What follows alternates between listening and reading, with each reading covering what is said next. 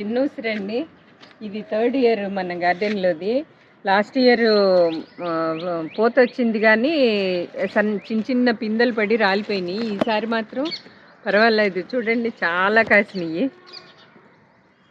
ఒక కాయకి వస్తా అంటే అన్నీ రెడీ అయిన తర్వాత ఈసారి జామ్ చేసుకుందాం అనుకున్నాను. ఇగోండి కాయ బాగా రెడీ అయింది. టెర్రస్ గార్డెన్లో ఈ తినే ఉసిరి మాత్రం పెట్టుకోవచ్చండి, చక్కగా పెరుగుతుంది, కాస్తుంది కూడాను. చాలామంది గార్డెన్స్లో పెంచుతున్నారు, మనకి కాసింది.